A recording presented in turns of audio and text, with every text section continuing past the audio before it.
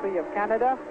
It's a and look at that wing. Gilles Villeneuve's in real trouble. Gilles Villeneuve's front wing has gone right up in front of him now. I am sure it has to be black flag. There is no way that they will allow Gilles Villeneuve to continue around this racetrack. I think what you'll find is that he will go as far as the pit, come into the pit, have it immediately cut off by the Ferrari engineers. No doubt some of them might be watching our telecast here, but Jacques, Gilles' visibility now is almost nil, as you can imagine. That thing is only a matter of, I would say, 2 or 3 feet from his line of vision, and so therefore he's driving blind to a very large extent. I'm sure if he does go around one more time, he will be black flagged. If I were he now, I would make no attempt to do an extra lap. We have no indication as to when this checkered flag will come down. This is why everything is very much on tender hooks here. He's still driving as hard as he can around here. Now it remains to be seen whether this thing flies off on its own or whether it will have to be cut off, and he's having trouble getting it stopped for the hairpin. He's almost putting it sideways. Great car control by Gilles. Now what's he going to do?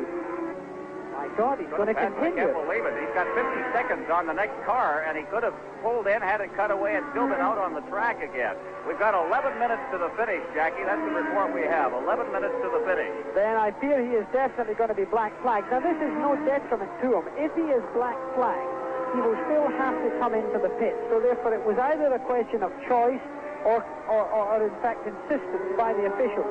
The only risk is that that could go underneath his front wheel, therefore either cause an immediate damage to his tire by cutting it and therefore potentially an accident, bending the front suspension while doing so. You also saw him clipping the curb there unnecessarily because, of course, he wasn't getting good visibility. He couldn't see the racetrack as he would normally do, and of course a lot of it is guesswork when it comes to lining a car up for a corner in advance if you can't see the apex of the corner.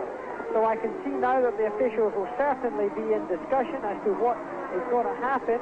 And as I look outside, the rain is beginning to fall again. The umbrellas have gone up all around the racetrack here. I see spots of rain in our commentary position, the window here, as this is a very critical part of the race for the Canadian.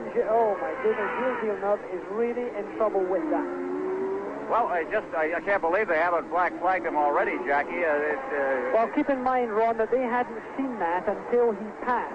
We're getting the privilege of watching this on television. The officials may not have that privilege. They are observers who have to keep their eye on the racetrack, not on television screens, because, of course, they have to see the performance of all of the cars, and they will only have seen that car pass their position once.